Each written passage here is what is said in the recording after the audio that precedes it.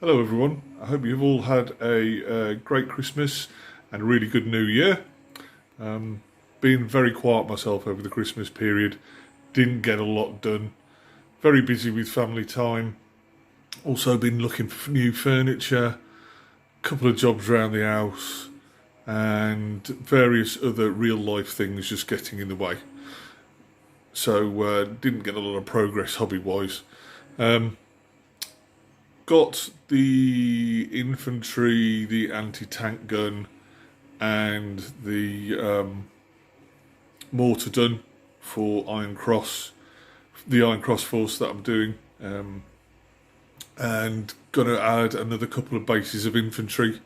Had another quick game, and yes, a bit short on infantry, so a couple more stands of those should see me right, and another three tanks, I think. So I've got some Panzer threes that are partially done. They're not on the table at the moment, but they're partially done.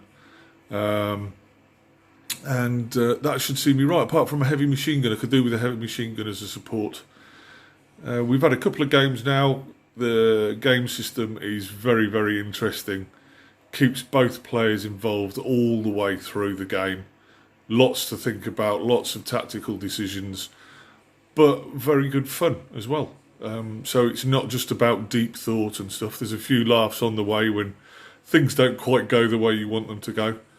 Again, once I've got my head around the rules a little bit more, I'll probably stick a video up just to explain how they work. As to going forward in 2020, obviously the Killiecrankie project is going to be my main focus. However, at the moment, haven't got anything for that. Me and the wife decided not to get each other anything major for Christmas this year, due to the fact that like I say, we've been furniture hunting and stuff like that. So the money went into that rather than gifts for each other. So that it will be happening, but probably within the next couple of months there'll be a purchase for that, and then we'll get the ball rolling. There's not too many regiments to do, and the horse particularly are quite small, so shouldn't be too much of a problem getting that rolled out. On the gaming front, it's been a bit quiet. Personal stuff for a couple of the guys who I play with regularly, so yeah, again, been quiet on that front. Although we have had a chat, and we're going to do a very, very quick project for sharp practice. We've had an interest in the Crimean War for quite some time now, but never really done anything. And one of the things that gets in the way of us actually doing that, sorry, I'm erring and umming a lot, is the nobody likes the Russians. They're a bit boring, a bit plain. So I quite fancy the Brits. My regular wargaming buddy fancies the French. Another guy's got an interest in the Turks, but nobody wants to do the actual Russians, which kind of puts the kibosh on the Crimea somewhat. However, one of the things we've decided to do is what if campaign. Considering that Britain and France had wars pretty much all the way through history, and then suddenly went quiet on that front in after the Napoleonic Wars finished. It's always been quite amazing to me, considering we think of them and the Scots as the old enemy, and not a lot happened after that. There was a couple of incidents that went on later on in the 19th century that could have made it perhaps come to war, but nothing happened. So we're going to do a what if.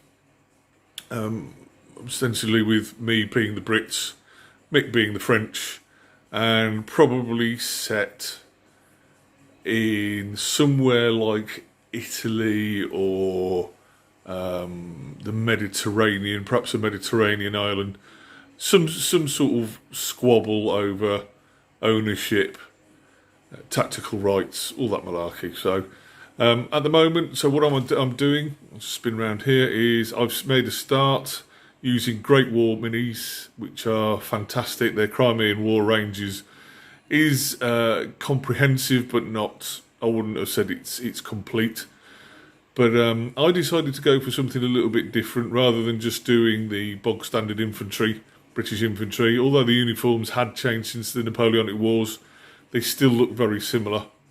But I decided to do the Coldstream Guards as something a bit different.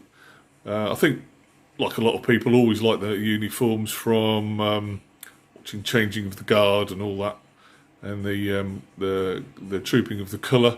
And although these uniforms are an earlier version of what they currently wear for parade, it's a bit more interesting.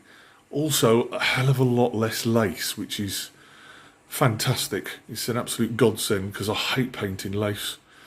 So I basically got enough for 3 groups of 8 plus some command at the moment.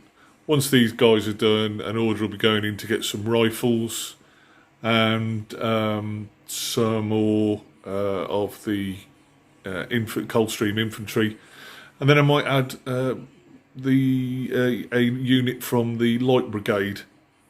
Probably, now I might get this wrong, but I think it's the 11th Hussars, could be the 8th. They were called, nicknamed the Cherry Bums because of their red trousers that they wore, but they're nice and colourful. I do like the Lancers, and I do like the Light Dragoons. However, they're all in dark blue, whereas the Hussars have got a little bit of a different, more colourful uniform. So thought we'd go for that instead. That's really where I am at the moment. There's been no movement on the Greek project. We're just waiting for the rules to come through, so we kind of know where we are. But I think we've got that sorted out pretty much with what we've actually currently got. So no new purchases there. It'll just be finishing off what we've got. And that's it, guys. I've been watching a lot of the videos over Christmas that you guys have been putting out. Been really interesting to see what you guys have been up to. Also, I'd like to say a huge thank you for the 70 subscribers. How the hell I got to 50 subscribers and above is beyond me, but thanks very much. Keeps me motivated, and keeps the old juices flowing. So I hope you guys all have a great new year, and I will see you soon. Bye.